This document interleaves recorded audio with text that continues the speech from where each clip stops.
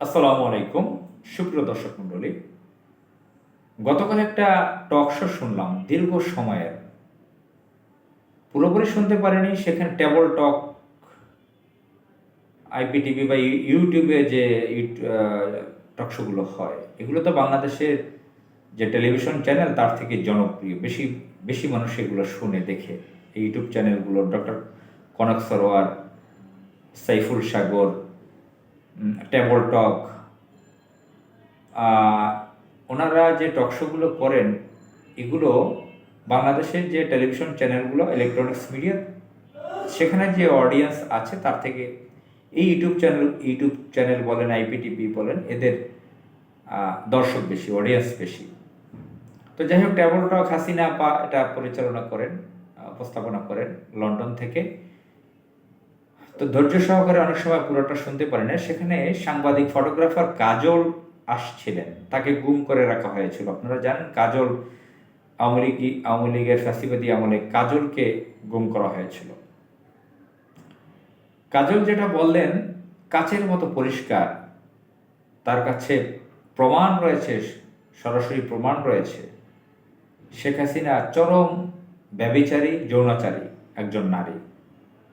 তিনি বলেছেন তার আশেপাশে যারা ছিল, এসএসএফ বা অন্যান্য লোকজন, কর্মকর্তাগণ, অফিসারগণ, তাদেরকে জিজ্ঞাসা করেন, তারা তো অনেকে আছে, সব আপনারা পেয়ে যাবেন। আমি নিজে জানি, আমার কাছে প্রমাণ আছে, কোট আনকোট তিনি এই ধরনের কথা বলেছেন।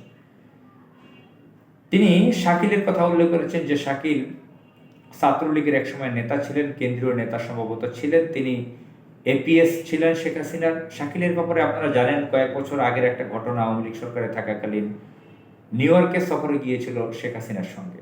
আপনারা জানেন যে শেখ হাসিনা, লেডি লেন্দুবদর্জি ইউরোপ আমেরিকার দেশগুলোতে সফরে গেলে শত শত লোক নিয়ে যেতেন, আওয়ামী বাহিনী, দিল্লির বাহিনী নিয়ে যেতেন। রাষ্ট্রীয় খরচে, জনগণের টাকায় এই প্রচুর টাকা ব্যয়, হাজার হাজার কোটি টাকা উড়িয়ে দিতেন। তো সেখানে শাকিল গিয়েছিল হোটেলে, একই হোটেল ভবনে ছিল শাকিল, শেখ হাসিনার পররাষ্ট্র মন্ত্রণালয়ের একজন সুন্দরী অফিসার তার রুমে মদ নিয়ে ঢুকে গিয়েছিল তাকে রেফ করার জন্য শাকিল। এটা নিয়ে আন্তর্জাতিক মহলে বাংলাদেশের বিরুদ্ধে অনেক নেতিবাচক প্রচার হয়। স্বভাবতই এটা একটা ঘৃণ্য কাজ যে নিজ দেশের নারীকে ধর্ষণের জন্য মদ খেয়ে এরকম ঢুকে একটা রুমে, তাও সেই দেশের প্রধানমন্ত্রীর সফরসঙ্গী হয়, লজ্জাজনক ঘটনা। এটা নিয়ে যখন সমালোচনা হয় তখন শেখ হাসিনা তাকে কিছুদিনের জন্য বের করে দিয়েছিল, আবার ইন করিয়েছিল। তো যাই হোক, এখন এই যে ঘটনাটা, সেই শাকিলের রহস্যজনক মৃত্যু সম্পর্কে আপনারা জানেন, গুলশানের রহস্যজনক তার মৃত্যু ঘটেছিল। আমরা কেউ জানি না, হাসিনার আমলে বহু লোক এভাবে রহস্যজনক মৃত্যুর শিকার হয়েছে। অনেক হাসপাতালে চিকিৎসা অবস্থায় মারা গেছেন, দেশে বিদেশে। আনিসুল হক মেয়র ছিল, ভুয়া মেয়র, জিয়াউদ্দিন বাবলু জাতীয় পার্টির নেতা, হোসেন মোহাম্মদ এরশাদ, মওদুদ হাম্মাদ, আরো আরো বহু বহু বহু যারা শেখ হাসিনার বিভিন্ন অন্যায় কাজের সাক্ষী, তাদেরকে বিভিন্ন সিস্টেমে স্লো পয়জনিং করা হয়েছে, বিভিন্ন কৌশলে শেষ করে দেওয়া হয়েছে। তো শাকিল তার অনেক অন্যায় কাজের সাক্ষী ছিল। শাকিল আওয়ামী লীগের হাসিনার বিরুদ্ধে কবিতা লেখা শুরু করেছিল। এই শাকিলের সাথে নাকি সে ব্যভিচারিতে লিপ্ত থাকতো। শাকিল একটা ইয়াং ম্যান, হয়তো 50-এর আশেপাশে বয়স।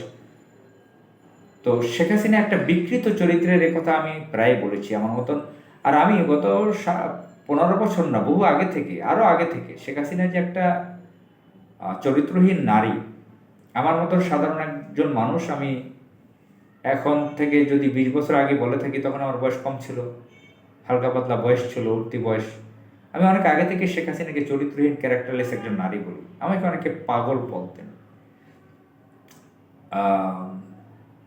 নানানভাবে আমাকে ধর্মান্ধ বলতেন। অনেক বন্ধু বান্ধব, শুভাকাঙ্ক্ষী, সিনিয়র জুনিয়র অনেকে বলতেন তানভীর ভাইয়ের মাথা খারাপ হয়ে গেছে, কি বলে সব, ধর্মান্ধ, মৌলবাদী, এই ধরনের কথা মানুষকে বলে। একজন প্রধানমন্ত্রী, এত নামি দামি একজন ব্যক্তি, তার সম্পর্কে এরকম বাজে মন্তব্য। শেখ হাসিনাকে আমি কখনোই ভালো চরিত্রের দেখিনি, তার সাথে ব্যক্তিগতভাবে কথা বলিনি, ঠিক আছে। শেখ হাসিনা বিকৃত চরিত্রের একজন নারী। অনেকে মনে করেন একজন নারী যখন বুড়ি হয়ে যায়, অল্প অনেক বয়স হয়ে যায়, তার কাছে পুরুষরা নিরাপদ, কিন্তু অনেক বয়স্ক পুরুষের কাছে ইয়াং নারীরা নিরাপদ না। কথাটা অনেকটাই সত্য, কিন্তু বিকৃত চরিত্রের যদি কোনো নারী থেকে থাকে, বয়স যতই বুড়ি হোক, বিকৃত চরিত্র থাকে না। আপনারা জানেন সায়েন্টিফিক ঘটনা, সায়েন্টিফিক ব্যাপার স্যাপার, মেডিকেলের ব্যাপার স্যাপার আপনারা জানেন, হরমোনজনিত যে ঘটনা, আল্লাহ তাআলা নারী এবং পুরুষকে যেভাবে তৈরি করেছেন, নারীদের 50-এর বাহিরে তখন তাদের যে পিরিয়ড বন্ধ হয়ে যায়, 45, 46, 47, 48, বড় জোর 50 টেনে টেনে তাদের থাকে। এক্সেপশনাল 2-4 জন আর 50-এর পরে হতে পারে, তারপর তাদের মেনোপজ হয়। তো নারীদের যৌন চাহিদা যখন বয়স হয়ে যায় তেমন থাকে না, তাদের বাচ্চাও কনসেপ্ট করে না। এটা ন্যাচারালি আল্লাহ তাআলা এভাবে নারীদেরকে তৈরি করেছেন। তো 70 ঊর্ধ্ব একজন নারী, 80 বছরের কাছাকাছি, 77-78 বছর বয়স, বহু আগে থেকে সে একজন যৌনাচারী, ব্যভিচারী নারী। এটা নিয়ে বহু আলোচনা আছে। এখন আমাকে আপনারা প্রশ্ন করতে পারেন, আপনি কোথায় এভিডেন্স পেলেন সে একজন যৌনাচারী, ব্যভিচারী নারী? আমি যদি কাজল টাজল বা বিএনপি পন্থী যারা আওয়ামী লীগ বিদ্বেষী বা আওয়ামী লীগ বিদ্বেষী অনেক লোক আছে, তাদের মুখের কথা যদি আমি বাদ দিই, অনেকে তো হাসিনার কুকর্মের কথা, ব্যভিচারের কথা বলেন, জানেন, তাদের কথা যদি বাদ দিই, আমি ব্যক্তিগতভাবে যা জীবনে যা দেখেছি, ধরেন এই কিছুদিন আগে ইমানুয়েল ম্যাক্রো, ফ্রান্সের প্রেসিডেন্ট, তার সঙ্গে যেভাবে জড়াজড়ি করেছেন, কোলাকুলি করেছেন, কিস বিনিময় করেছেন, কিস খেয়েছেন, যদি কোনো বিকৃত যৌনাচারী নারী না হয়ে থাকে, কখনো এই কাজ তিনি করতেন না। একটা মুসলিম দেশের প্রধানমন্ত্রী, একজন, সে জানেন ইমানুয়েল ম্যাক্রো একজন বুড়ি নারীকে বিয়ে করেছে, তার নাতি নাতকুর আছে, সে ভেগে এসেছে ইমানুয়েল ম্যাক্রোর কাছে, তার ছাত্রের কাছে। তো এই ধরনের, এবং তারা কি সেই সেই ইমানুয়েল ম্যাক্রো কি তার সেই বুড়ি স্ত্রীকে নিয়ে পড়ে আছে? সে তো হয়তো অনেক যুবতী নারীদের সাথেও তার মেলামেশা থাকার কথা। ওইসব দেশে তো এগুলা খুব সস্তা। তো এই ধরনের একজন পুরুষের সাথে, খ্রিস্টান ধর্মের পুরুষের সাথে সে কিভাবে এত কিস বিনিময় করতে পারলো, কোলাকুলি করতে পারলো? শুধু এই একটা ঘটনা দিয়ে তাকে আমি বিকৃত চরিত্রের, বিকৃত যৌনাচারী ব্যভিচারী তাকে বলতে পারি। এছাড়া জীবনে বহু ঘটনা তার আমরা দেখেছি মিডিয়ার মাধ্যমে, কল্যাণে। যেরকম এখন তো ডিজিটাল যুগ, অনলাইনের যুগ। অ্যানালগ যুগে আমরা মিডিয়াতে দেখেছি, হুগো শেভেস ভেনেজুয়েলার প্রেসিডেন্ট ছিলেন, তিনি তো কমিউনিস্ট পার্টির নেতা ছিলেন, মারা গেছে পরে ক্যান্সার হয়ে। হুগো শেভেস বাংলাদেশে এসেছিলেন, তাকে বিদায় দিয়েছে শেখ হাসিনা এয়ারপোর্টে। হুগো শেভেস শেখ হাসিনাকে ধরে অনেকগুলো কেস দিয়েছিল। তখন শেখ হাসিনার বয়স কম ছিল, তখন প্রথম প্রধানমন্ত্রী হন। যদি কোনো বিকৃত চরিত্রের নারী না হতেন, যে এত মানুষের সামনে মিডিয়াতে কিভাবে একটা, তখন হুগো শেভেসও খুব বয়স্ক পুরুষ ছিলেন না, এতগুলো কিস খেতে পারলেন। আকরাম খান ক্রিকেটার ছিলেন, ক্রিকেটে ভালো সফলতা দেখিয়েছে, মাঠে গিয়েই তাকে জড়িয়ে ধরেছেন, কোলাকুলি করেছেন তার সাথে। এবং আমরা তার শেখ হাসিনাকে যেভাবে দেখি, নরেন্দ্র মোদী, সে তারপরে বিভিন্ন ধরনের পুরুষ প্রেসিডেন্ট, প্রধানমন্ত্রী, বিভিন্ন দেশের সরকার প্রধান, রাষ্ট্রপ্রধান, ডক্টর মনমোহন সিং ছিল, তাদের সাথে যেভাবে কোলাকুলি করেছে, হ্যান্ডশেক করেছে, কিভাবে তারা হাত চেপে ধরে অনেকক্ষণ রেখেছেন বিভিন্ন দেশের। এবং আব্দুল মালিক নামে একজন আওয়ামী লীগের নেতা ছিল, সিনিয়র, তার রেফারেন্স দিয়ে অনেকে কথা বলছেন যে সে কিছু তথ্য দিয়েছে যে সে ছাত্রলীগের ইয়াংদের সাথে সে যৌনাচারে লিপ্ত হতো। আর এই কাজল বলার চেষ্টা করেছেন যে শাকিল ছাড়াও বহু ইয়াং পুরুষের সাথে তার যৌনাচার ছিল, যৌনাচারিতে লিপ্ত ছিল শেখ হাসিনা। আমি যদি সব কিছু এসব কথা যায়, তখন বললাম সব বাদ দিই, মুক্তিযোদ্ধা মতিয়ার রহমান রেন্টু, তিনি যে আমার ফাঁসি চাই বইটা লিখেছেন, এই বইটা তো সাধারণ কোনো বই না। আর তিনি লেখক কেন সিফাতুল্লাহ সেফুদা সিস্টেমের না। আমার পরিচিত একজন ভদ্রলোক আছেন, অস্ট্রেলিয়াতে থাকেন, আব্দুর রউফ, ফেসবুকে।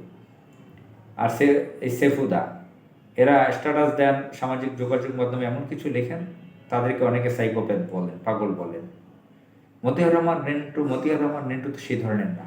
শিক্ষিত ব্যক্তি ছিলেন, শেখ মুজিবের কাছের লোক ছিলেন, কর্মকর্তা ছিলেন, মুক্তিযোদ্ধা ছিলেন। তিনি বই লিখেছেন, এই বইটা চলতো। শেখ হাসিনার যে কুচরিত্র, মৃণাল কান্তি সেনের সাথে তার কী চরিত্র ছিল, ডক্টর ওয়াজেদ থাকা সত্ত্বেও, স্বামী থাকা সত্ত্বেও তার ব্যভিচার ছিল, সেগুলো আমরা সেই বইয়ের মাধ্যমে আমি নিজেও পড়ে দেখেছি।